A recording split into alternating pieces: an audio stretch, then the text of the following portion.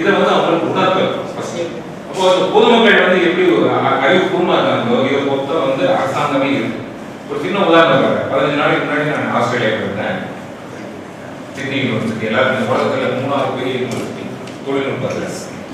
அது இன்னொருத்திலே என்னோட நண்பர் இருக்காரு, டிப்டி வைஸ் சான்சலர். அவர் வீட்டுக்கு போயிட்டு நம்ம சாயந்தரம் தேவை கூப்பிட்டுருந்தாரு. வேற டீ தான் சரிங்களா, ஒரு டீ விருந்துக்கு போயிட்டு பக்கத்து வீட்டுக்காரு அவர்கிட்ட போய் பேசிட்டு அந்த நண்பர் வந்திருந்தாரு. அறிமுகம் பண்ணாரு ஜான்சன் அப்படின்ட்டு. அவர்கிட்டையும் பேசிட்டு இருக்கோம். அப்புறம் கொஞ்ச நேரம் பேசினதுக்கப்புறம் அவர் ரொம்ப வருத்தம் தெரிவிச்சாரு. சார் நீங்க இந்தியாவில வந்துருக்கீங்க, உங்களுக்கு என் வீட்டில் வந்து கொடுக்க முடியல, ஏன்னா எங்க தண்ணி இல்லை அப்படின்னா. ஆஸ்திரேலியாவில் தண்ணி இல்லையோ, தண்ணியை பற்றி படிக்கிறது தான் சார் நாங்கள் வந்திருக்கேன், நீங்க எப்படி மேலாண்மை பண்றீங்க? தமிழ்நாட்டை விட கிட்டத்தட்ட 200 மில்லிமீட்டர் குறைவான மழை கூடியது ஆஸ்திரேலியா. சென்ட்ரல் பார்ட்ல கூட கங்கா இல்லை, டெசர்ட் தான் இருக்கும். 2/3 ஆஸ்திரேலியா டெசர்ட் கலைவார். அவ பேசிட்டு இருக்கும்போது சொன்னாலே இல்லை அப்படின்னா. எதுக்கு சார் உங்க வீட்டில் தண்ணி இல்லை அப்படின்னா, இல்லை நான் ஒரு சின்ன தப்பு பண்ணிட்டேன். என் வீட்டில் ரெயின் வாட்டர் வச்சுங்க, அதாவது மழை நீர் சேகரிக்கக்கூடிய பைப் உடைச்சி வச்சு ஒரு டேங்க் இருக்கு, இதில் தான் ஃப்ரெஷ் தண்ணி போகணும். பொதுத்துறை தண்ணியை வந்து டாய்லெட்டுக்கு யூஸ் பண்ணக்கூடாது ஆஸ்திரேலியாவோட சட்டம். குடிநீருக்கு வரக்கூடிய தண்ணி மற்ற தண்ணி எதையும் வந்து டாய்லெட்டுக்கு யூஸ் பண்ணக்கூடாது. மழை நீரை சேமிக்கணும், மழை நீர் உங்க டேங்க்கு போகும், இந்த டேங்க் தான் உங்க ஃப்ளஷ் அவுட்டுக்கு இருக்கணும், கட்டாய சட்டம். அப்போ அந்த ஃப்ளஷ் அவுட் வரக்கூடிய அந்த தண்ணி உடைச்சி போச்சு, அதனால நம்ம ரீசைக்கிள் வாட்டர் யூஸ் பண்ணுறேன். அதனால என்ன பண்ணிட்டாங்க, வில்லேஜ் பஞ்சாயத்து வந்து என்னோட வாட்டர் கனெக்ஷன் கட் பண்ணி விட்டாங்க அப்படின்னா, குடிங்க விட்டாங்க. குடிங்க நோட்டீஸ் சொல்லிட்டு போயிட்டான், இதை நீ சரி பண்ணிட்டு வந்து சொல்லி நாங்கள் அவங்க சப்ளை கொடுக்குறோம் அப்படின்ட்டு. அப்போ சட்டத்துக்கு அவங்க எப்படி இருக்குன்னு இது ஷாக் இல்லை. அடுத்து எனக்கு ஒரு ஷாக் கொடுத்தா இருப்பாரு. இல்லை ஒரு 1/2 மணி நேரம் கழிச்சு வரும்போது நீங்கள் ஆஃபீஸ்க்கு இருக்கும்போது வந்திருந்தா உங்களுக்கு நான் சிறப்பாக பண்ணியிருந்தேன். ஆஃபீஸ் அவங்க இருக்கு, எங்கே ஒர்க் பண்ணியிருக்காரு அப்போ நண்பர் கேட்குறேன், யாரையா இருக்காரு? அவர் தான் deputy prime minister of Australia, முன்னாள் அக்ரிகல்ச்சர் மினிஸ்டர். இந்தியாவில் நடக்குமா பாருங்க, ஒரு வேளாண் துறை அமைச்சர், ஓய்வு பெற்ற அமைச்சரோட வீட்டுல வாட்டர் சப்ளையை ஒரு முனிசிபாலிட்டிக்காரர் வந்து கட் பண்றாங்க. காரணம் என்னன்னா அவர் வந்து வயலேட் பண்ணிட்டாரு. இதுல அதை விட கூட்டி என்ன அப்படின்னா, அவர் ஏத்துக்கிறாரு. அந்த பண்பு தான் வந்து வளர்ந்த நாடுங்க. இந்தியா வளரணும்னா இங்கேதான் நம்ம வளரணும். இது ஏன் வருது அப்படின்னு சொல்லுங்க, யோசிச்சு பாருங்க. மக்கள் யாரும் நீங்க வயலேட் பண்ண ஏத்துக்க மாட்டாங்க, மினிஸ்டர் ஏத்துக்க மாட்டாங்க, தூக்கி எரிஞ்சுப்பாங்க. அந்த ஒரு வேளாண்மை துறை அமைச்சராக இருந்தவர் அந்த ஆஸ்திரேலியாவோட நீர்வளத்துக்கு மிகப்பெரிய பங்களிப்பாட்டின ஜான்சனோட வீட்டுல தண்ணி கனெக்ஷன் கட் பண்றாங்க. அவர் பிஸியா இருந்தாங்க, 15 நாள் வந்து ரொம்ப பிஸியா இருந்தேன். என்னால் பார்க்க முடியும், என்னோட மிஸ்டேக் தான் அது, 2 நாள் நான் சரி பண்ணிவிட்டேன். இந்த சட்ட திட்டங்களுடைய மதிக்கக்கூடிய ஒரு பண்பாடு, இதுதான் ஒரு வளர்ந்த நாட்டின் முதல் குணம். மக்கள் வந்து எல்லாரும் தெரிஞ்சிருக்காங்க, சட்டத்திட்டங்கள் தெரிஞ்சிருக்காங்க, நம்ம நாட்டுக்கு நம்மளுடைய பங்களிப்பு தெரிஞ்சிருக்காங்க. அப்படி பங்களிப்பு தெரிஞ்சதுனால அவங்களுடைய தாய்வார் இருக்கிறாங்க. இது வரணும்னா இது வந்தாதானே நம்ம வளர முடியும். நாட்டில் இருக்கிற கட்டமைப்போ வீரமையோ பணமோ அது வந்து ஒரு நாட்டை வளர்றாங்க, நிச்சயமா வளர்றாங்க. ஆப்கானிஸ்தானில் வந்து பார்த்தீங்கன்னா ஓபியம் வச்சுக்கிறான். அவனுடைய ட்ரேடிங் பார்த்தீங்கன்னா அக்ரிகல்ச்சர் ட்ரேட் பார்த்தீங்கன்னா கிட்டத்தட்ட நம்ம பிரைம் மினிஸ்டர் கட்டிட்டு இருக்காரு. 5 ட்ரில்லியன் எக்கனாமி இருந்தாலும் ஆல்ரெடி 1 ட்ரில்லியன் எக்கனாமி இருக்கான். எதுல இருக்குன்னா ஓபியம் ட்ரேட்ல இருக்கான். நாடு வளர்ந்துமா? அதாவது போதைப் பொருள், இளைஞர்கள் போதைப் பொருள் அடிமையை வைக்கிறாங்க. இது வளர்ந்த நாடா கிடையாது. மட்டும் இருந்தால் மக்கள் சந்தோஷமா இருக்கணும். கியூபாவோட சராசரி வருமானத்தை நீங்க எடுத்து பார்த்தீங்கன்னா இந்தியாவோட கம்மி, மக்கள் தொகை கம்மி தான். ஆனால் அது வளர்ந்த நாட்டு லிஸ்ட் பக்கத்தில் கொண்டு போய் வச்சுக்கிறாங்க. ஏன் அப்படின்னா மக்கள்லாம் ரொம்ப சந்தோஷமா இருக்கிறாங்க, எந்த பிரச்சனையும் இல்லை. போலீஸ் ஸ்டேஷன்ல கேஸே ஃபைல் ஆகுது, சும்மா பண்ணலாம் போலீஸ்கார. ஏன்னா மக்கள் எல்லாம் பெர்ஃபெக்டா அவங்க வேலையை பார்த்துட்டு இருக்காங்க. இதெல்லாம் வளர்ந்த நாட்டோட குணாதிசயம். மகிழ்ச்சி, மக்களுக்கு கிடைக்கக்கூடிய வேலை வாய்ப்பு, இயற்கை வளங்களை பாதுகாக்கிறது, சட்டத்திட்டங்களை மதித்து நடக்கும். இந்த கட்டமைப்புகள் தான் வந்து ஒரு நம்மளை வந்து வளர்க்க முடியும். இதை நம்ம உணர்ந்துட்டோம்னா நம்ம நீரின் மேலாண்மை நம்ம கொண்டு வந்துடலாம். எது சொல்றேன்னா, நான் வந்து ஆஸ்திரேலியாவுக்கு நீர் மேலாண்மை தான் பார்க்க போனேன். அவன் எப்படி இந்த மெல்போர்ன் சிட்டியை பார்த்தீங்கன்னா கிட்டத்தட்ட ஒரு 35 ஸ்கொயர் கிலோமீட்டர் அளவுக்கு வேஸ்ட் வாட்டர் ட்ரீட்மெண்ட் பிளான்ட் வச்சுருக்காங்க. வீட்டில இருந்து வரக்கூடிய கழிவு நீரை 3ஆ பிரிக்கிறாங்க. நீர் நம்ம அரசாங்கம் கொடுக்கக்கூடிய நீர் அது தனியாக குடிநீருக்கு போயிடுது. அதுக்கப்புறம் வந்து கழிவு நீருக்கு வந்து நீர் நம்ம மழை நீர் தான் பயன்படுத்துறாங்க. தெருவில் இருக்கக்கூடிய தண்ணியை படிச்சு அரசாங்கம் தனியாக எடுத்துட்டு போயிடுது. இது தனித்தனியாக ஒவ்வொன்றையும் வந்து அவங்க ட்ரீட்மெண்ட் பண்ணுறாங்க. ட்ரீட்மெண்ட் பண்ணி விவசாயிக்கே வந்து விற்கிறாங்க. 100,000 லிட்டர் தண்ணி $2 தான். ஆஸ்திரேலியா 50 ரூபாய் இன்னைக்கு 112 ரூபாய்க்கு 1000 லிட்டர் தண்ணி விற்கிறாங்க. அது எதுக்குன்னா ஒரு டிசிப்ளின் கொடுக்குறதுக்காக. அந்த கான்செப்ட் நமக்கு ஒத்து வருதா இல்லைங்கிற அடுத்த விஷயம். பட் அரசாங்கம் வந்து கொடுக்குது விவசாயிக்கு தண்ணி இருக்குது. எதை கொடுக்குது? ரீசைக்கிள் வாட்டர் விவசாயத்துக்கு கொடுக்குது. பட் இங்கே நம்ம முக்கியமா தெரிஞ்சுக்க வேண்டிய விஷயம் என்ன அப்படின்னா, ஆஸ்திரேலியாவில் ஒரு பகுதியில் தான் வந்து மழை பொழிவு, உள் பக்கம் தான் மழை பொழிவு கிடையாது. அதெல்லாம் வந்து டெசர்ட்டாக தான் இருக்குது. இப்போ இந்தியாவை நம்ம எடுத்து பாருங்க, நம்ம எப்படி இருக்கோம், தமிழ்நாட்டை எடுத்து பாருங்க. நம்ம உள் மாவட்டங்களில் மழை பெய்ய இருக்கிறோம். மழை பெய்யாமே இருக்குது. குறைஞ்சது வந்து அட்லீஸ்ட் ஒரு 600 மில்லிமீட்டர், அதாவது 60 சென்டிமீட்டர் மழை பொழிவாக இருக்குது. தம்பி சொன்ன மாதிரி 3 நாள் பெய்யும், 4 நாள் பெய்யும், 5 நாள் பெய்யும். தெரியுது இல்லை உங்களுக்கு? தெரியுதா இல்லையா? 3 நாள் மழை பெய்யுங்க. 3 நாள் மழை பெய்யும்போது அதை என்ன செஞ்சோம்? நான் சொன்னேன் ஃபர்ஸ்ட், அந்த ரெசிடென்ட் டைமை நம்ம கூட்டணும், அதோட இருப்பு நாட்களை அதிகப்படுத்தணும். இதுதான் தொழில்நுட்பமே. 3 நாள் மழை பெய்யுதா நம்ம ரெடி ஆகிட்டோமா? 3 நாள் மழை பெய்யுது, போன வாட்டி மழை சென்னையில் போட்டுன்னு போட்டுச்சு, நம்ம வந்து அதை சேமித்து வைக்கக்கூடிய அளவுக்கு நம்மகிட்ட இருப்பு இல்லை, இருப்பு வைக்கக்கூடிய வசதிகள் இல்லை. பூமி கீழே வைக்க முடியல, மேலேயும் வைக்க முடியல. அப்போ என்ன செய்யணும் அப்படின்னா, இங்கே தான் வந்து நம்ம வேளாண்மை துறை ஆராய்ச்சி, நீர்வள ஆராய்ச்சி இதெல்லாம் ஒர்க் தேவைகள். ஏன் தேவைகள் இருக்கு அப்படின்னா, அரசாங்கம் வந்து இதை புரிஞ்சுக்கிறது. சில அமைப்புகள் தேசிய அளவிலான கட்டமைப்புகள், தேசிய அளவிலான மந்திரிகள், நம்ம வேளாண்மை துறை, அப்புறம் தமிழ்நாடு நீர்வளத்துறை, அக்ரிகல்ச்சர் டிபார்ட்மெண்ட், அப்புறம் என்னது வேளாண்மை பல்கலைக்கழகம் எல்லாருமே ஒர்க் பண்ணுறாங்க. மக்கள் ஒர்க் பண்ணுறாங்க, பொதுமக்கள் ஒர்க் பண்ணுறாங்க. எல்லாருமே தனித்தனியாக ஒரு விஷயத்தில் ஒர்க் பண்ணுறோம். இது அனைத்தும் வந்து ஒருங்கிணைக்கப்படும். இதுதான் என்னோட அனுபவத்தில் நான் பார்த்துக்கிட்டது. டெல்லியில் என்ன நடக்குது, ராஜஸ்தானில் என்ன நடக்குது நமக்கு தெரியவே இல்லை. உங்களுக்கு ஒரு நண்பர் தெரிஞ்சுக்கன்னா அவர் என்ன பண்ணுறாரு அது மட்டும் தான் நம்ம தெரிஞ்சுக்கணும். அதுக்கு மற்றதோட சுற்றில் இருக்கக்கூடிய தொடர்புகள் என்ன, அதை நம்ம தெரிஞ்சுக்கிட்டு நம்ம பங்களிப்பு ஆற்றும் போது அப்போ வந்து ரொம்ப சிறப்பாக நம்ம இலக்கை வந்து சீக்கிரமாக போக முடியும். அதுதான் வந்து நம்ம இப்போ இந்த இயக்கம் வந்து செய்ய போகுது. நம்ம தர்மா இயக்கத்தோட அடிப்படை கொள்கையாக தான். இப்போ நிலத்துக்கு மேலே வந்து தண்ணீர் போடுது, 3 நாள் மழை பெய்யுது இல்லையா? அப்போ சென்னையில் வந்து சராசரியாக அதிகபட்சம் ஒரு சைக்ளோன் வந்தாலும் எது வந்தாலும் ஒரு 15 சென்டிமீட்டர் மழை பெய்யும், இல்லை 20 கூட வச்சுக்கோங்க. இதை கார்பரேட் பண்ணுவாங்க பிடபிள்யூல என்ன வேலை அப்படின்னா, பொதுப்பணித்துறையிலே தான் இங்கே இருக்கிற வாட்டர் ரிசோர்ஸ் இன்ஜினியரோட வேலை என்ன, எந்த ட்ராக், அதாவது எந்த பாதையில் அதிகப்படியான சைக்ளோன் வருது இல்லை வந்து டெப்ரெஷன் வருது அப்படின்னா எப்போ வந்து அதிகமான மழை பொழிவு வருது. இது ரெக்கார்டு, 100 வருஷம் ரெக்கார்டு, 50 வருஷம் ரெக்கார்டு. இதை வந்து ஆராய்ச்சி பண்ணி பாருங்க. எப்பெல்லாம் வந்து சராசரியான மழை பொழிவு, 1, 2வது சராசரியான மழை பெய்யக்கூடிய நாட்கள், 3வது எப்பெல்லாம் சைக்ளோன் வரும். இது 3 அவங்களுக்கு தெரியும். அது ஐஎம்பி ரெக்கார்டு, நம்ம கிட்ட ரெக்கார்டு இருக்கு, எல்லாரும் அதை பயன்படுத்துறோம். பயன்படுத்திட்டு அவங்க என்ன செய்வாங்க அப்படின்னா, இப்போ 20 சென்டிமீட்டர் மழை பொழிவு இருந்தால் எப்படி ஏரியாவில் மழை பொழிவு வரும், கிட்டத்தட்ட எத்தனை ஸ்கொயர் கிலோமீட்டர் வரும் ஒர்க் அவுட் பண்ணி எவ்வளவு லிட்டர் தண்ணி விழுன்னு கால்குலேட் பண்ணலாம். அப்போ இந்த தண்ணி இந்த ஏரியாவில் விழுந்துச்சுன்னா இது வடியுமா வடியாது, பூமிக்குள்ள எவ்வளவு தண்ணி போகும், இதை ஒர்க் அவுட் பண்ணிட்டு அவங்க வந்து பிளான் வச்சுக்கலாம். இது வந்து வாட்டர் ரிசோர்ஸ் பிளான்லேயே நார்மலாக வந்துடும். ஆனால் இவங்ககிட்ட என்ன இருக்காதுன்னா, இந்த சென்னை மாநகரத்தில், திருச்சி மாநகரத்தில் அடுத்த 1 வருஷத்துல எத்தனை வீடு நம்ம கட்ட போகிறோம், எத்தனை விவசாய நிலத்தை நம்ம அழிக்க போகிறோம், எத்தனை விவசாய நிலத்தை வந்து நம்ம வீடு கட்டுறதுக்கு மாற்றுறோம், எத்தனை விவசாய நிலத்தை ஃபேக்டரியாக மாற்றுறோம். இந்த டேட்டா அவங்க கிட்ட இருக்காது. அப்போ அவங்க கால்குலேஷன் பண்ணி போட்டிருப்பான், தண்ணி மழை பெய்யுதுன்னா இவ்வளோ பெரிய ஏரியாவில் கிட்டத்தட்ட ஒரு 2 ஸ்கொயர் மீட்டர் ஏரியாவில் மழை பெய்யும், அங்கெல்லாம் விவசாயம் நடக்குது, தண்ணி இவ்வளோ வடிச்சிடும், உள்ளே போயிடும், பூமிக்குள்ளே போயிடும். அவன் மிச்ச தண்ணி மட்டும் தான் நம்ம கால்குலேட் பண்ணி வச்சிருப்பான். நம்ம என்ன பண்ணிருப்போம், அந்த ஒரு ஏக்கர் விவசாய நிலத்தை வந்து நம்ம வீடாக கன்வெர்ட் பண்ணி வச்சிருப்போம். அந்த தண்ணி உள்ளே போகாது, கணக்கில் வந்து அவனை பிடிச்சி திட்டுவோம் பேப்பரில், என்ன முட்டா பையன் வீடு இருக்கான் பண்ணுறோம்னா இல்லையா? அது அவன் தப்பா? இந்த ஒருங்கிணைப்பு. 2வது என்ன பண்ணுறோம், வடிகால். அதுக்குள்ளே பார்த்தோம் வடிகால் வந்து தனியாக வந்து இவ்வளோ மழை பெய்யும் சொல்லி வடிகால் வந்து எடுத்து வச்சிருப்பாங்க. இந்த வடிகால் வந்து போட்டு இந்த இடத்துக்கு போகணும் அப்படின்னு நம்ம போட்டுருவோம். அவன் என்ன கால்குலேட் பண்ண போடும்போது பார்த்தீங்கன்னா, இப்போ கூட சென்னையில் நடக்கிறது நான் சொல்கிறேன். நம்ம அரசாங்கத்தை குறை சொல்லலை, அரசாங்கம் செய்யுது, பல கோடிகள் வந்து நம்ம செலவு பண்ணியிருக்கோம். பட் அவங்க என்ன பண்ணிட்டாங்க அப்படின்னா, இந்த ஒரு கால்வாய் வந்து தண்ணியை வடின்னு வச்சுக்கோங்க. கால்வாய் வடின்னா நேராக செங்குத்தாக கொண்டு வச்சுக்கோங்க. மோஜதார கரப்பாவில் பார்த்தீங்கன்னா அந்த காலத்தில் தண்ணி வச்சுட்டாங்க அப்படின்னு சொல்லி நம்ம சொல்கிறோம். பார்த்தீங்கன்னா ஆறுகள் 1 செங்குத்தாக வெட்டி கொண்டு ஸ்கூலில் படிச்சிருக்கீங்க இல்லையா? கால்வாய்கள் 1 செங்குத்தாக வெட்டி கொண்டு.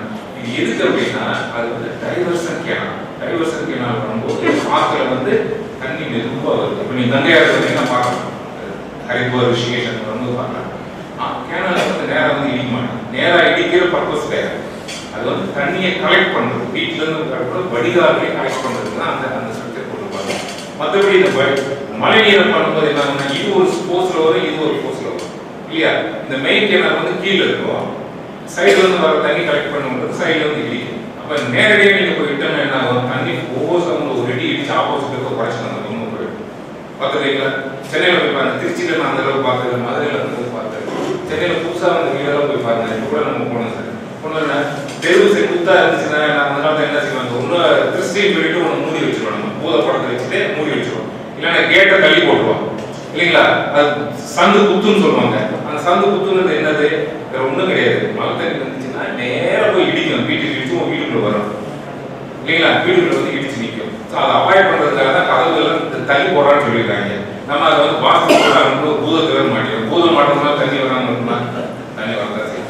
அப்போ அந்த இடத்துல என்ன பண்ணணும், குத்து வந்துருச்சு, வேற என்ன செய்யறது, இட பிரச்சனை, சாதாரண ஒரு விஷயம், சொல்யூஷன் இருக்கு. வீட்டை வந்து அந்த இடத்துல வந்து கிரவுண்ட் ஃப்ளோர் கட்ட அனுமதிக்காது. கீழே வந்து பில்லர் போச்சு, தண்ணியை கடத்தி அனுமதி ஒரு சாதாரண அர்பன் டெவலப்மெண்ட் பிளான். இது எங்க பார்க்கலாம், ஜப்பான் ஃபுல்ல இது வந்து கட்டாயமாக்கப்பட்டது. இது இல்லாமல் நீங்க வந்து பண்ணவே முடியாது. அப்போ ஒரு அனுமதி கொடுக்கும். இதெல்லாம் செஞ்சா இந்த வடிகால் இன்ஜினியர் எவ்வளவு உதவிகரமா இருக்கும். அவங்க ஆபரேஷன் பர்ஃபெக்டா இருக்குங்களா, கரியால் சொல்ற மனையை கட்டியிருக்காரு, பிரபேட கட்டியிருக்காரு, என்ன பர்ஃபெக்டான கால்குலேஷன். ஒரு ஆறு வருது, அந்த ஆற்றுக்கு ஒரு கல்லை தடுத்து நிறுத்தணும், தண்ணியை ஏற்றணும், ஆப்போசிட் டைரக்ஷனா நீங்க வந்து கால்வாய் விட்டு கொண்டுட்டு போகும். ஸோ தண்ணியை உயரத்தை ஏற்றி கொண்டுட்டு போயிடும். இதைதான் செஞ்சிருக்காங்க, வேற ஒன்றும் கிடையாது. ஸ்லோப்புக்கு அகைன்ஸ்டா கொண்டு போக முடியும், கிராவிட்டிக்கு அகைன்ஸ்டா கொண்டு போக முடியும். நீங்க கேட்டீங்க இல்லையா, 2 கால்வாய்க்கு வந்து என்ன பண்ணுவாங்க அப்படின்னா பேரலா கொண்டு போவாங்க. பேரலா அது இணையா கொண்டு போகணும். கிட்டத்தட்ட ஒரு 1/2 கிலோமீட்டருக்கு இணையா கொண்டுட்டு போயிட்டு ரெண்டோட நீரோட போக்கு ஸ்பீடு ஒன்னான உடனே அதை பொதுவாக வந்து இணை பண்ணலாம். நம்ம ரோடு பாருங்க, நம்ம ரோடெல்லாம் எப்படி போட்டுருக்கோம், சர்வீஸ் ரோடு ஒன்று கொடுத்துருக்கோம் இல்லையா, அதுக்கப்புறம் பொதுவான ரோடு ஒன்று கொடுத்துருக்கோம். ஸோ நீ சர்வீஸ் ரோட்ல போயிட்டு உன்னோட ஸ்பீடை கூட்டிட்டு மெதுவா போய் அந்த ரோட்ல மேலே ஏறிடணும். அப்படிதான் பண்ண முடியும். நீ சுலோவா போய் அந்த ரோட்ல ஏறினா அவன் 100 கிலோமீட்டர்ல வருவான், இவன் போனவனே நீ ஸ்பீட். அப்ப நம்ம என்ன பண்றோம், அந்த கிராஸ் கொடுக்கும்போது சைட்ல கொடுக்கணும். இதே தான் தண்ணிக்கு கூறக்கூடிய அனைத்து கட்டமைப்புகளும் பார்த்தீங்கன்னா பேரலா கொண்டு பண்ணணும். பட் அரசாங்கத்தில் எந்த பிரச்சனை வருதுன்னு பார்த்தீங்கன்னா நம்ம ஃபினான்ஸ் டிபார்ட்மெண்ட், நிதித்துறை அவன் என்ன பண்ணுவான், ஏண்டா இங்க இருந்து அங்க போறது 50 கிலோமீட்டர்ல 50 மீட்டர்ல கால்வாய் இருக்கு, அரசாங்கம் வந்து 100 கிலோமீட்டர் கால்வாய் போட்டு 50 மீட்டர் துட்டடிச்சுட்டாங்க அப்படின்னு அடிக்க போடுறோமா இல்லையா. நிறைய இடத்துக்கு வருது, அந்த ஆடிட் பண்ற மாதிரி அவன் எழுதி வச்சு போயிடுவான். அங்க இருந்து இங்க 50 மீட்டர், ஆனா அரசாங்கம் 150 மீட்டருக்கு வந்து கால்வாய் போட்டுருக்கான், போட்டு வந்து இந்த பணத்தை அடிச்சுட்டாங்க. அப்ப நம்ம எழுதி வச்சுக்கோம். அவனுக்கு இன்ஜினியரிங் தெரியாது, வாட்டரோட மூவ்மெண்ட் தெரியாது, ஸ்லோப்பும் தெரியாது, ஒரு மணி நேரம் தெரியாது. இவனை கொண்டு போய் நம்ம ஆடிட் டிபார்ட்மெண்ட் வந்து உட்கார வச்சுக்கணும். அப்போ அவனை எழுதி போயிடும். அப்ப இன்ஜினியர் என்ன செய்வான், என்ன செய்ய சாவுங்க 50 மீட்டர் தானே, 45 போடுறேன் இழுத்து போடுறேன்னு சொல்லிட்டு அவன் வந்து சுருக்கி கால்வாய் வச்சு மேலே போட்டு போயிடுவான். இதுதான் நம்ம கிட்ட இருக்கிற பிரச்சனை. ஸோ இதை மக்கள் பார்த்துட்டு இருக்கோம். அரசாங்கம் செஞ்சிச்சுன்னா ஒரு வருஷம் நல்லா இருக்கும், அடுத்த வருஷம் நமக்கு வந்து அந்த எக்ஸ்பெண்டிச்சரோட பேசுகிறேன். மக்களுக்கு போகக்கூடிய வரி படம் அரசாங்கத்தின் திட்டங்கள் சரியா போகுது. குறிப்பா இந்த இயற்கை வளங்களை பத்தி இதுதான் வந்து மிகப்பெரிய பிரச்சனை. முதல் பிரச்சனை நான் சொன்ன ஒருங்கிணைப்பு இல்லை, மக்களுக்கு புரிதல் இல்லை. மூணாவது, மக்கள் கிட்ட வெளிப்படையான விஷயங்கள் வருவதில்லை, பொது வெளியில் வருவதில்லை. இதை மூணையும் நம்ம செய்யணும். அதுக்கப்புறம் என்ன செய்யணும் அப்படின்னா, இப்போ நீங்க வந்து சில பேர் ஆற்றுப்படுகையில் வேலை செய்றீங்க, சில பேர் நிலத்தடி நீர் ரீசார்ஜில் வேலை செய்யலாம், சில பேர் கடற்கரை ஓரங்களில் வேலை செய்றீங்க, அது ஒண்ணு. இரண்டாவது பயன்பாட்டாளர்கள் என்ன சொல்றது, ஒரு காலத்துல காவிரியில வந்து தண்ணி வந்து 3 மாசம் 4 மாசம் போகும். இப்ப அந்த மாதிரி போட்டல அந்த நிலத்தடி நீர் பெருகாதனால விவசாய பயிர்கள் மாறும். கிராப்பிங் சிஸ்டம் சொல்றீங்களா, அந்த பயிர் என்ன பயிர் செய்யறோம் அதுல வந்து மாற்றங்கள் இருக்கு. இதுல எல்லாம் வந்து நம்ம மாற்றங்கள் செய்யக்கூடிய கட்டாயத்தில் இருக்கிறோம். பருவமழை பாதிக்கப்படுது, பருவமழை பார்த்து என்ன சொல்றது கிளைமேட் சேஞ்ச் சொல்றோம், பருவநிலை மாறுபாடு, அது வந்து கட்டாயமாகுது. முன்னாடி வந்து பாத்தீங்கன்னா மாதம் மும்மாரின்னு சொல்றோம். மாதம் மும்மாரின்னா டிஸ்ட்ரிபியூஷன் ஆங்கிலம் இல்லையா, அது வந்து மழை பரவல் இருக்கிறது, மழை செறிவு இல்லாம மழை பரவல் இருக்கிறது. இப்ப மழை பரவல் இல்லை, அடிச்ச 3 நாள்ல மழை பெய்ஞ்சு எல்லாரும் கூட்டிட்டு போயிடும் இல்லையா. ஒரு கிட்டத்தட்ட ஒரு 3 நாளைக்கு மழையே பெய்யுது.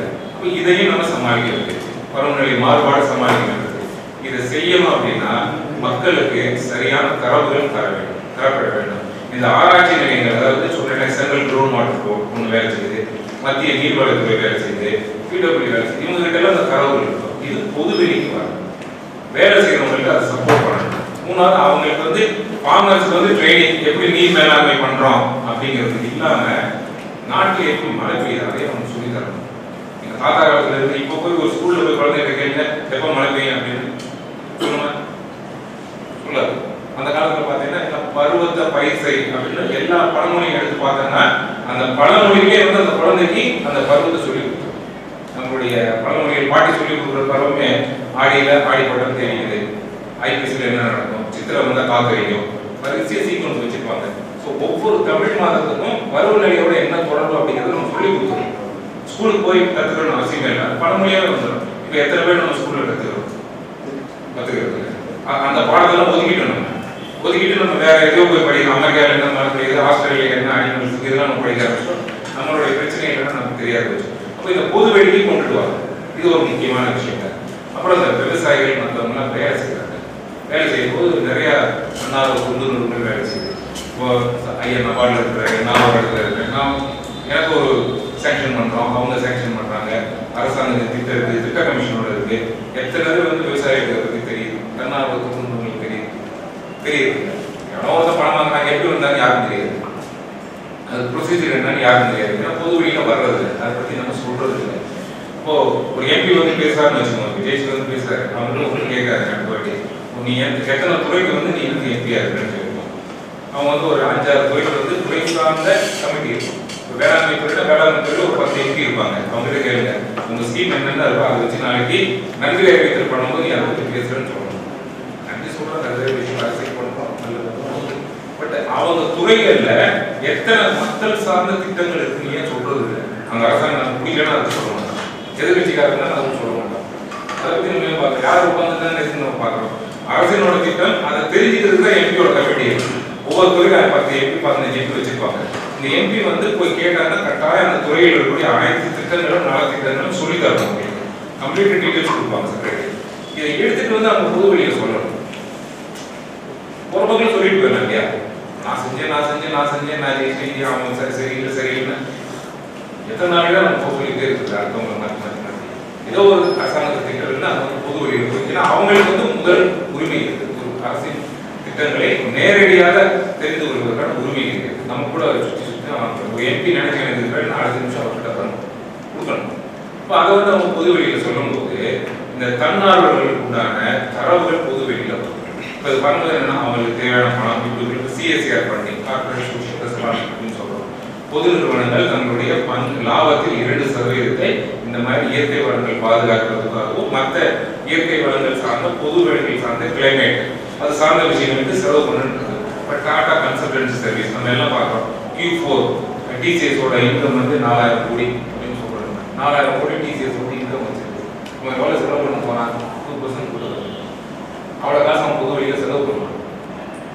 நம்ம யாராவது கேட்டால் கொடுப்பானாங்கிறது நமக்கு எப்படி அதை அப்ளை பண்ணுறது தெரியாது. ஆனால் டாட்டாவில் ஒரு பிஆர் இருக்கார், பப்ளிக் ரிலேஷன் ஆஃபீஸர் ஒருத்தர் இருக்கார். அவர்கிட்ட நம்ம ப்ராஜெக்ட் அப்ளை பண்ணலாம். அவங்க இதெல்லாம் ஐடென்டிஃபைட் ப்ராஜெக்ட்ஸ் அப்படின்னு நோட்டிஃபை பண்ணியிருக்காங்க. இந்தியாவோட கெஜெட்டில் எத்தனை பேர் தெரியாது, இந்தியாவோட gazette official gazette government office, அந்த கெஜெட்ல எந்தெந்த செயல்கள்லாம் வந்து சிஎஸ்ஆர் ஃபண்டை வந்து வாங்க முடியும் அப்படின்னு நோட்டிஃபை பண்ணியிருக்காங்க. அந்த கெஜெட்டை எடுத்து போய் நம்ம கேட்கலாம், இது இருக்கு எனக்கு வந்து ஃபண்டு என்னென்ன ஒர்க் அவங்க ஒரு கண்டிஷன் ஆவாங்க, அது வந்து பண்ணலாம். ஸோ இந்த மாதிரி தரவுகள்லாம் வெளியில் கொண்டுட்டு வரது இது ஒரு விஷயம். ரெண்டாவது, பொதுத்துறை நிறுவனங்கள் வந்து நிறைய பங்களிப்பு இந்த மாதிரி வேலை செய்யணும், ஊக்கம் இதெல்லாம் ஒரு ட்ரைனிங் கொடுக்குறாங்க. இப்போ ஐஎம்டி இந்தியா மெட்ராலஜி டிபார்ட்மெண்ட் ஆகட்டும், தமிழ்நாடு வேளாண்மை துறையாக இருக்கட்டும், தமிழ்நாடு பல்கலைக்கழகங்களாகட்டும், மத்திய வேளாண்மை துறையாக இருக்கட்டும், கேவிகே கிருஷி விஞ்ஞான கேந்திரம், இவங்கெல்லாம் வந்து நீர் மேலாண்மை, இயற்கை வள மேலாண்மை பற்றி, நிலத்தடி நீர் எப்படி செறிவூட்டம் செய்வது, நிலத்தடி இதெல்லாம் வந்து தன்னார்வலர்களுக்கு நிறைய பேருக்கு ட்ரைனிங் கொடுக்குறாங்க. பட் எங்க ட்ரைனிங் நடக்குது, எப்போ நடக்குது யாருக்கு தெரியும். சில பேருக்கு தெரியுது, தெரியாம இல்லை. அவங்களே ஆரம்பிச்சு சில நேரம் நான் போவேன், அவ்வளோ பணம் செலவு பண்ணுவோம். மேனேஜிங் ஒரு இன்ஸ்டியூட் இருக்கு ஹைதராபாத்ல, என்டர்பிரினர், அதாவது தண்ணீரிலே வந்து பிசினஸா பண்ணலாம், மண் வளத்துல பிசினஸா பண்ணலாம், அக்ரிகல்ச்சரை எப்படி பிசினஸா பண்றது, இதை பத்தின ஒரு 21 நாள் வந்து உங்களுக்கு பயிற்சி கொடுக்குறாங்க. மாணவர்கள் அதை அப்ளை பண்ணுறாங்க. பட் ஆனால் வந்து எத்தனை பேர் பயிற்சி போன வாட்டி நம்ம 22 பேர் தான் இருக்காங்க, 25 பேர் சீட்டு 22 பேர் தான் இருக்கிறாங்க. அதை நீங்க முடிச்சீங்கன்னா 80,000 கையில் கொடுப்பாங்க. ஒரு நாளைக்கு வந்து அரசாங்கம் அதுக்கு 8,000 கிட்டத்தட்ட செலவு பண்ணணும். மத்திய அரசாங்கத்தில் எவ்வளவு பேர் வரணும் போறது இல்லை. அவங்க என்ன கிரிட்டிக்கா வச்சுக்காங்க யாருக்கு தெரியும். அப்போ இந்த விஷயங்கள் வந்து பொது வெளியில வரமாட்டேங்குது. இப்போ இதுதான் வந்து நமக்கு இருக்கிற இன்னைக்கு முக்கியமான பிரச்சனை. இப்போ நம்ம பெரிய பெரிய டேம் இருக்குது, வைகை டேம் இருக்குது, இங்கே மேட்டூர் டேம் இருக்குது, இதெல்லாம் வந்து பொதுப்பணித்துறை இருக்குது. அரசாங்கம் வந்து அது தனியாக ஒரு குழு அமைத்து துறை வாரியாக மேனேஜ் பண்ணுறாங்க. ஓகே, அந்த தண்ணி ரிலீஸ் பண்ணுறாங்க, அதுவும் ஓகே.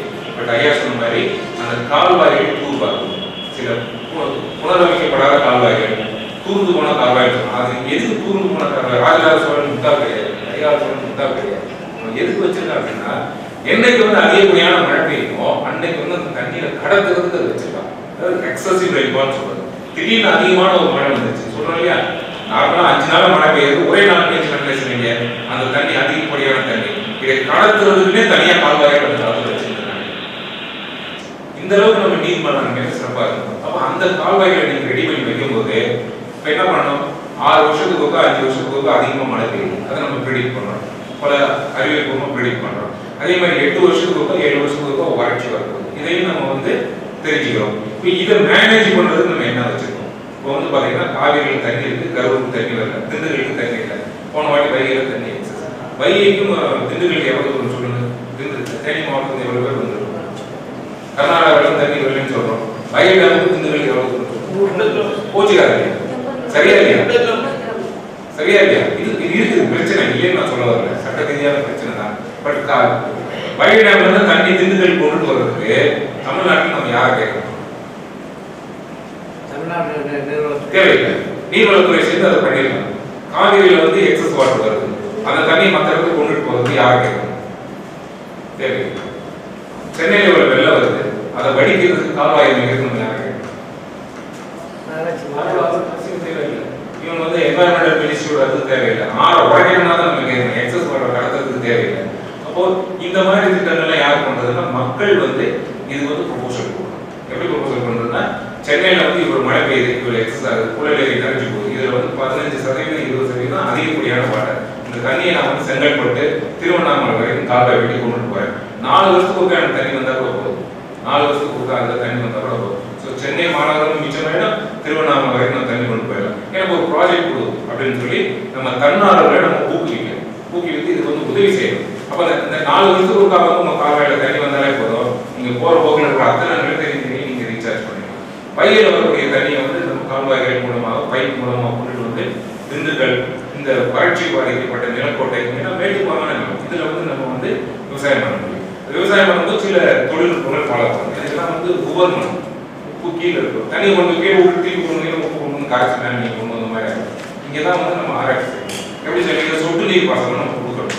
தண்ணி வந்து மேல மட்டும்தான் இருக்கும், ரெசிடென்ஸ் சொல்றீங்களா, அது மேல் பக்கம் இருக்கிற அந்த 1 மீட்டருக்குள்ளேயே தண்ணி நம்ம வச்சா கீழே வந்து தண்ணி வரக்கூடாது, உப்பை கீழே தள்ளிக்கிட்டே இருக்கணும், மேல சொட்டு சொட்டா தண்ணி விட்டுட்டே இருக்கணும். அப்போ இதுல வந்து நீங்க பயிர் செய்யணும், கட்டாயம் பயிர் செய்ய முடியும். ஸோ 4 வருஷத்துக்கு ஒருக்கா இந்த டிஜிட்டல் பத்திரம் இருக்கிறவங்க பணப்பயிர் செய்யலாம், அடுத்த 3 வருஷத்துக்கு வறண்ட பயிர்கள் செய்யலாம். ஸோ பயிர் சுழற்சியை மாற்றணும். இது யாரோட வேலை? அக்ரிகல்ச்சர் டிபார்ட்மெண்டோட வேலை. அவங்க வந்து பயிர் சுழற்சி முறையையும் தண்ணீரையும் ஒருங்கிணைத்து ஒரு பிளான் கொடுக்கணும். இது வந்து இந்த தரவுகளை நாம் தன்னார்வலர்களுக்கும் விவசாயிகளுக்கு கொண்டு போய் செய்யணும்.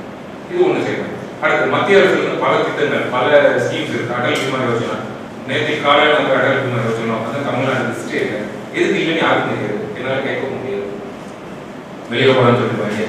அப்போ அந்த மாநிலங்களை எப்படி செலக்ட் பண்றாங்க?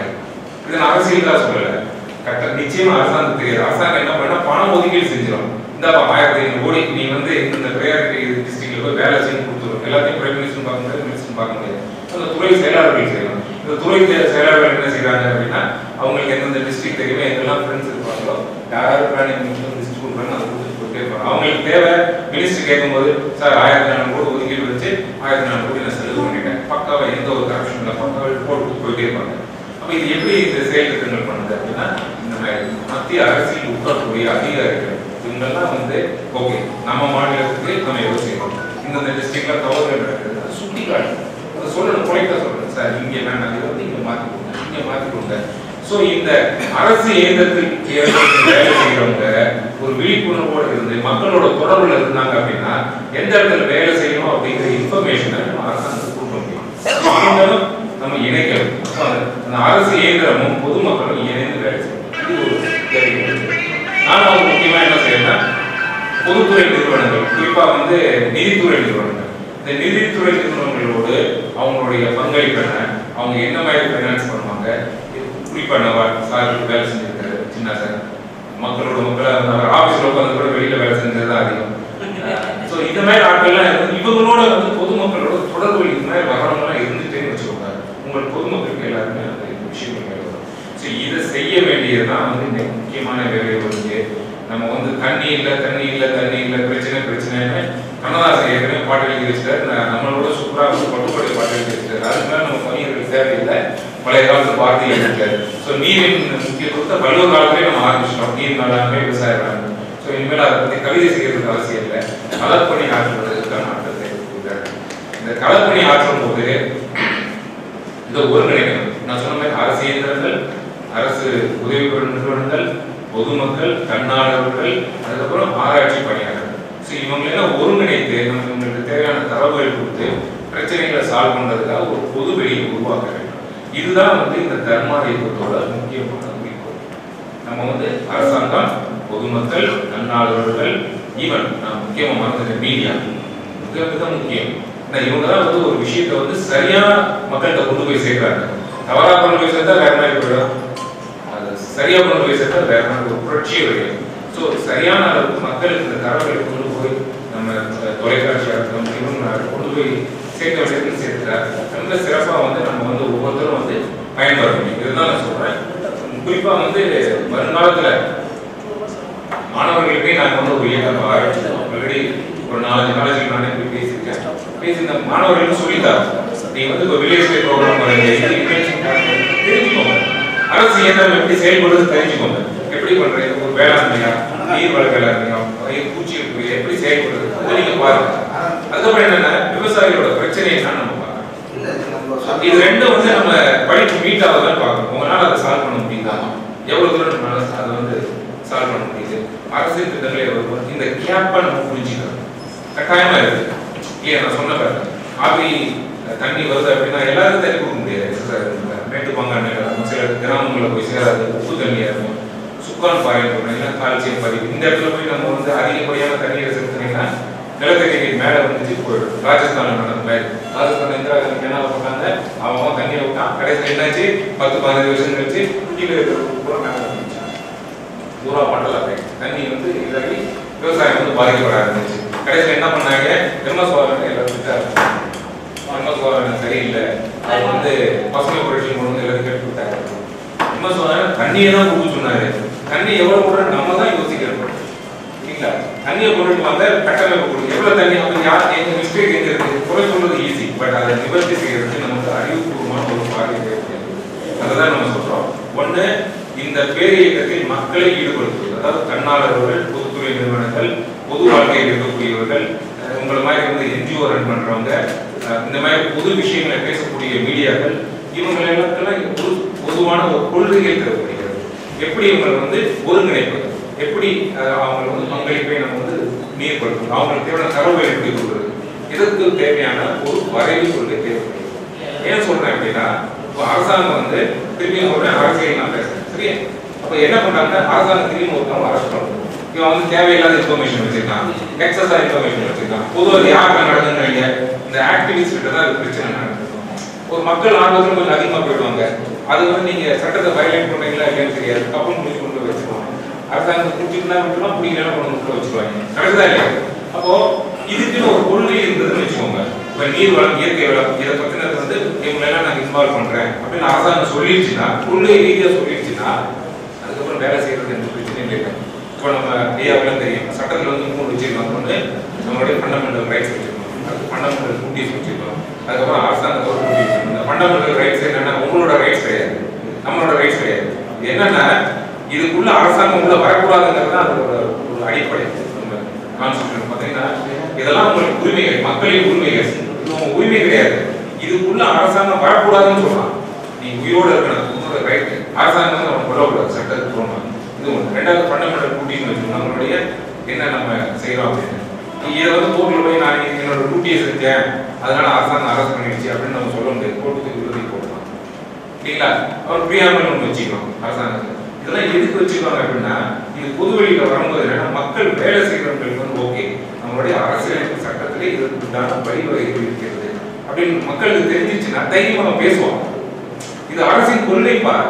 எங்க ஊர்ல நீரை நிறுத்தி உள்ள கொண்டு வரது அரசாங்கத்தின் கொள்கை, நான் அதை செய்யறேன் அப்படின்னா அவன் வர போலீஸ்காரன் எல்லாம் ஒரு யோசிக்கும்.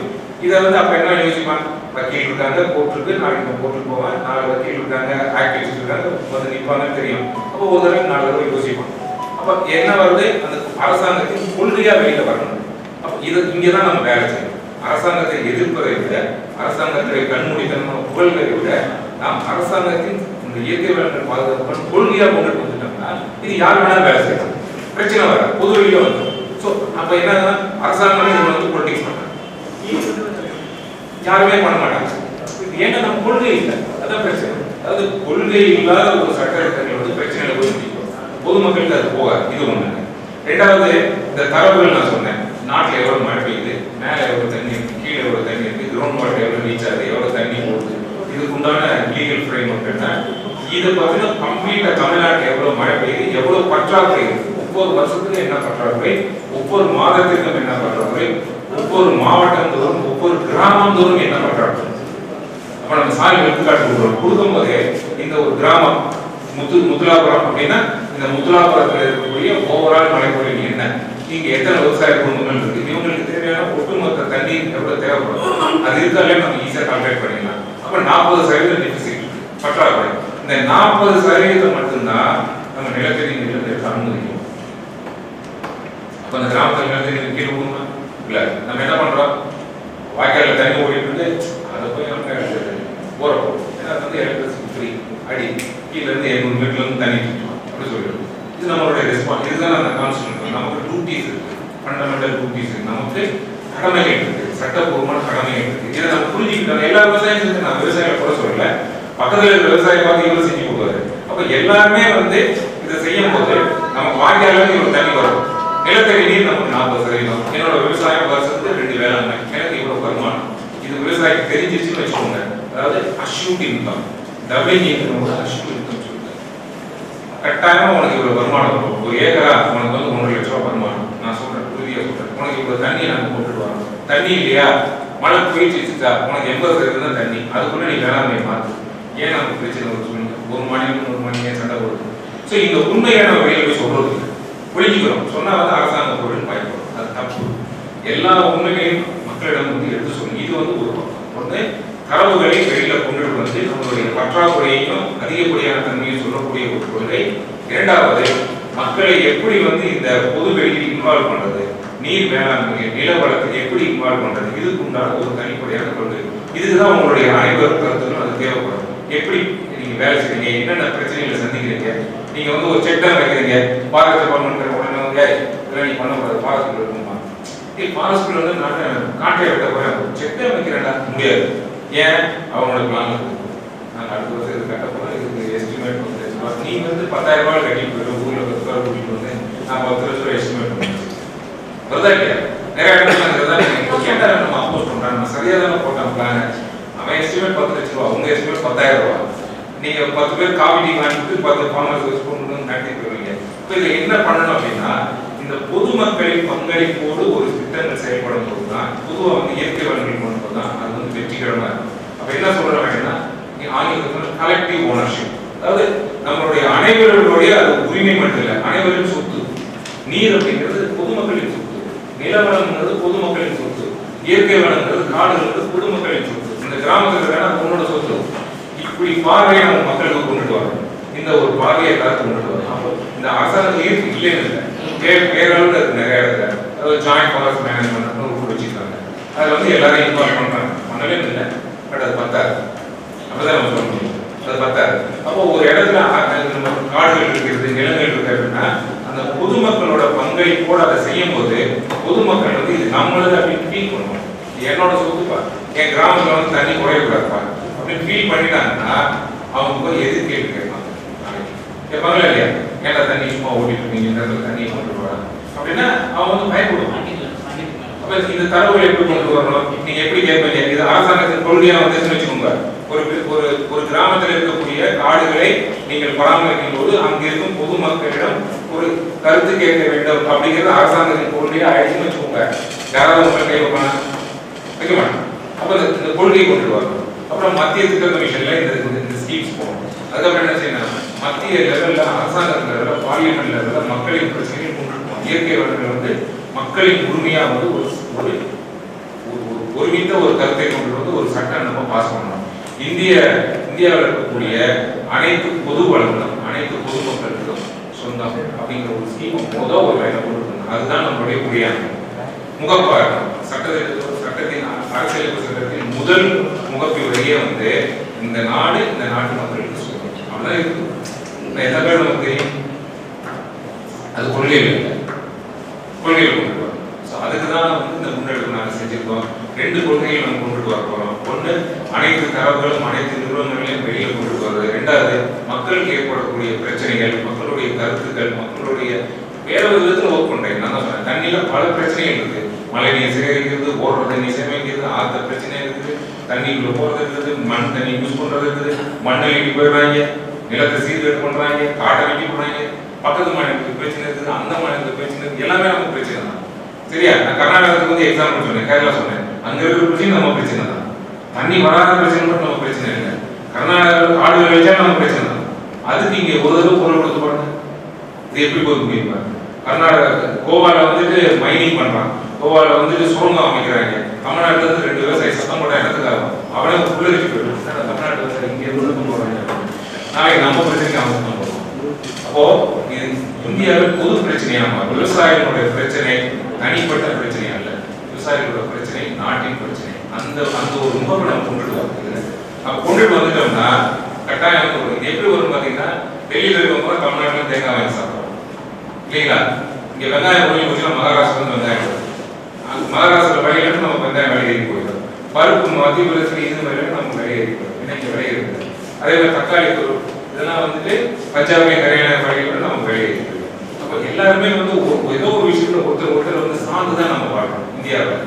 இந்த சார்ந்து வாழ்றத வந்து என்னன்னா அந்த விலையில நம்ம போயிடும். இதுக்கு போய் நம்ம என்ன செய்யணும்? வெளிநாட்டில் இறக்குமதி பண்ணுறோம். அப்போ வெளிநாட்டில் இறக்குமதி பண்ணும்போது எவ்வளவு நம்மளுடைய பணம் வெளியில் போகுது? ஒரு வருஷத்துக்கு கிட்டத்தட்ட 10-13 மில்லியன் டாலர்ஸ் வந்து பில்லியன் டாலர்ஸ் வெளியில் போகுது சாப்பாட்டுக்கும் சம்பந்தப்பட்ட ட்ரேடிங்.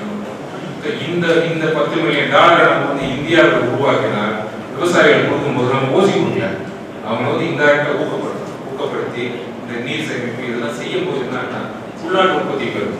இந்த உள்நாட்டு உற்பத்தி என்ன பண்றாங்க? அதிக இந்த பிரச்சனை என்னன்னா விவசாயத்துறைக்கு விவசாயிகள் வந்து நிறைய வேலை செஞ்சாலும் பிரச்சனை, வேலை செய்யாச்சும் பிரச்சனை. ஒண்ணுமே வேலை செய்யல, மழை பெய்யலன்னா விவசாய டிபார்ட்மெண்ட்ல பெரிய டென்ஷன். அதிகமாக உற்பத்தி ஆச்சு, விவசாயம் என்ன பண்றாங்க? வேலை பொருளுக்கு வேலை கிடைக்கும் கொண்டு போய் தக்காளி வந்து ரோட்ல ஓட்டிடுறாங்க. பிரச்சனை 2 ரூபாய்க்கு ஒரு விவசாய தக்காளி வெட்டா கண்ணு எரியும் பண்ணலாம். ஸோ நானே பார்த்துருக்கேன். நீர்கிட்ட வந்துட்டு நம்ம அந்த பச்சை பட்டாணி பார்த்தீங்கன்னா வேணுமோ எவ்வளோ போகும்? 100 ரூபாய். காஞ்சி பழம் 100 ரூபாய்க்கு வாங்கலாம். நார்மலாக வந்து 60 ரூபாய் 100 ரூபாய் வச்சுக்கோங்க. போன தடவை நான் போகும்போது அந்த விவசாயிகிட்ட போய் கேட்குறேன், இந்த பச்சை பட்டாணி எவ்வளோப்பா மட்டை இல்லையா, அது எவ்வளோப்பான்னு கேட்டுருக்காங்க. அவங்க எவ்வளோ சார் வச்சுருக்கீங்கன்னா 50 ரூபா வச்சுருக்கேன். 100 ரூபாய் கொடுக்குறேன். என் பையன் நினச்சி கொடுத்தாங்க 6 கிலோ 50 ரூபா. அதே ஒரு நுகர்வோரை பார்க்கறது எவ்வளோ ஜாலியாக இருக்குது. நான் சொல்றது ஜாலியாக இருக்குது. 6 கிலோ வந்து நம்ம 50 ரூபாய்க்கு 6 கிலோ கொள்ளாயிரம் விவசாயி அப்படின்னு சொல்லி நம்ம வாங்கிட்டு சந்தோஷமா இருக்குது. ஆனால் அவனோட பார்வை பார்த்து 6 கிலோ வந்து 50 ரூபாய்க்கு செஞ்சா என்ன செய்யணும்? அவன் கூலி கூட கிடைக்காது இல்லையா? அடுத்தவன் ஏதாவது விவசாயம் பண்ணுவானா? அவங்க அப்பா போய் பையன் கிட்டே விவசாயத்துக்கு போனா அவன் செய்யமாட்டான். இது ஏன் ஏற்படுது? எங்கேயோ ஒரு இடத்துல பிரச்சனை பண்ணிடுறாங்க. ஸோ இது வந்து ஒரு அக்ரிகல்ச்சர் டிபார்ட்மெண்ட் பிளானிங் இருக்கிறவங்களுக்கு மிகப்பெரிய ஒரு பிரச்சனை. ஸோ இதெல்லாம் நம்ம சால்வ் பண்ணணும்னா இது எல்லாத்தையுமே வந்து நம்ம ஒரு பொது வெளிக்கு கொண்டு வரணும். நீர் மேலாண்மை இன்க்ரீஸ் பண்ணி கொண்டு வரணும். ஸோ இதைத்தான் வந்து நம்ம இயக்கம் செய்யணும்.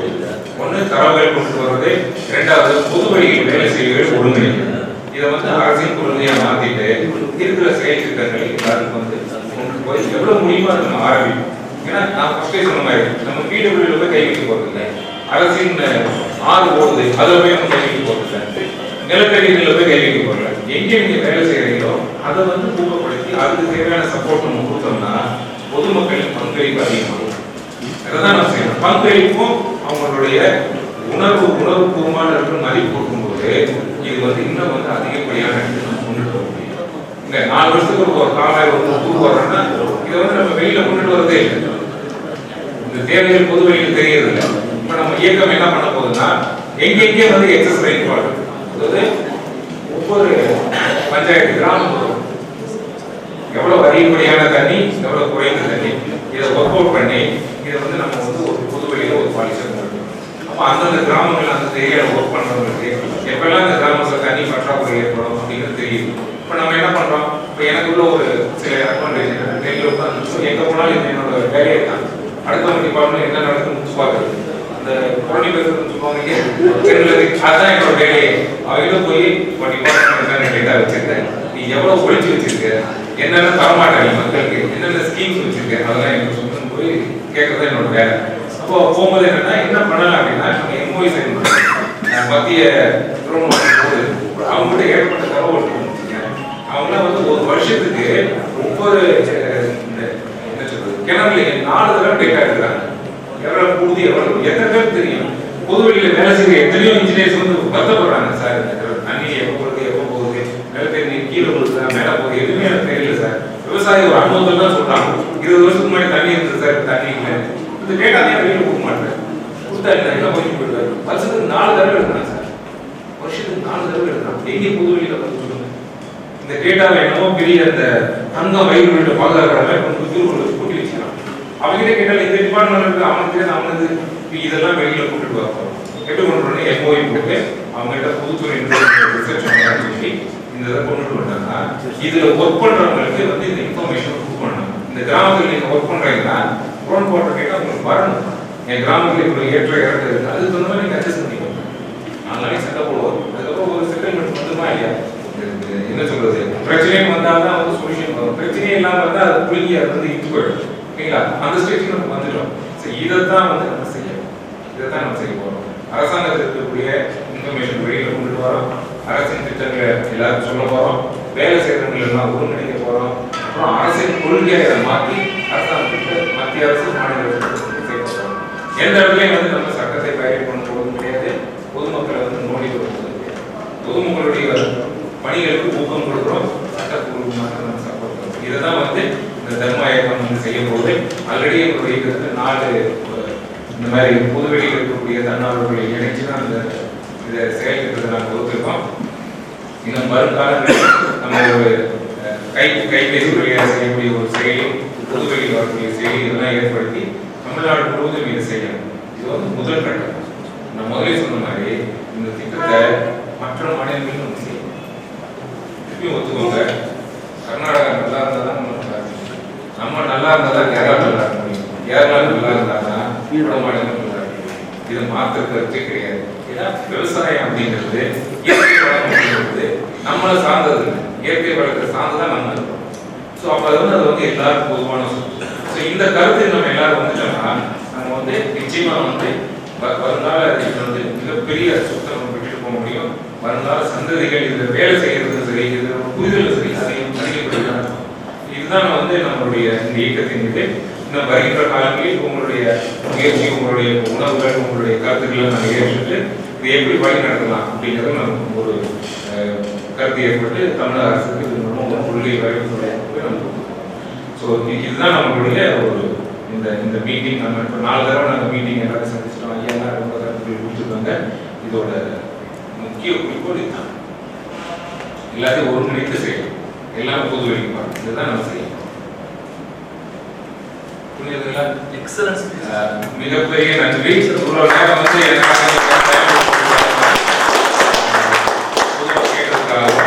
எவ்வளவு தூரம் உங்களுக்கு நான் புரியுற மாதிரி பேசியிருக்கேன் தெரியல. ஏன்னா 1992 நான் இங்கே படிச்சுட்டு முதல்ல வரும்போது 85 வந்து தமிழ் மீடியத்தில் படிச்சுட்டு வந்தேன். என்னோட முதல் கிளாஸ்ல வாத்தியார் வந்து அவ்வளோ பயங்கரமாக இங்கிலீஷ் பேசுறாங்க, அவரோட அறிவு கூட கற்றுச்சாரு, எனக்கு இங்கிலீஷே புரியாது. அதுக்கப்புறம் 92 முடிச்சுட்டு நான் போனேன். திருப்பி வரும்போது தமிழ் பேச முடியல, 20 வருஷம் கழிச்சு வரும்போது. அதுக்கப்புறம் திருப்பி இந்த என்னைக்கு வந்து நான் வெளியில வரணும்னு நினைச்சிடணும், பொதுமக்களை பார்க்கணும்னு நினைச்சோம், அப்போதான் வந்து இந்த லாங்குவேஜ் தெரியும். இப்போ நான் இப்போ இங்கே மட்டும் இல்லை, கர்நாடகாவில் போய் நான் பேசுகிறேன், கர்நாடகாவில் 2 யூனிவர்சிட்டியில் போய் நான் பேசுகிறேன். போன வாட்டி அந்த தார்வாட் யூனிவர்சிட்டியோட 60 வருஷம் ஆண்டு விழா, அப்போ தான் வந்து பார்த்தீங்கன்னா நம்ம காவேரி பிரச்சனை உச்சத்தில் இருந்தது. என்னை கூட்டிகிட்டு போய் தமிழ்நாட்டுக்காரர் இன்ட்ரோடியூஸ் பண்ணிவிட்டாங்க. எல்லாரும் திரும்பி பார்த்தாங்க, இவங்க என்னடா பேச போகிறோம் அப்படின்ட்டு. அங்கே போய் நான் பேசினேன். பேசி முடிச்சதுக்கப்புறம் எல்லாரும் ரொம்ப சந்தோஷப்பட்டாங்க, இப்படிலாம் கூட இருக்குமா அப்படின்னு. சரிங்களா, ஏன்னா நம்ம அந்த உண்மையை சுற்றி நம்ம போறது இல்லை, நம்ம நியூஸை சுற்றி தான் போகிறோம். பொதுவெளியில் என்ன நியூஸ் சொல்றாங்களோ அந்த கருத்து உருவாக்கத்தை தான் போகிறோம். நம்ம இயற்கை சார்ந்த கருத்து உருவாக்கத்துக்கு போறதே இல்லை. இல்லைங்களா? அதே மாதிரி தான் இப்போ ஆந்திராவில் போகிறேன்னு வச்சுக்கோங்க. ஃபார்மர்ஸ் போய் உட்கார்ந்தோம்னா எனக்கு தெலுங்கு தேவையே இல்லை, அவன் பேசினாலே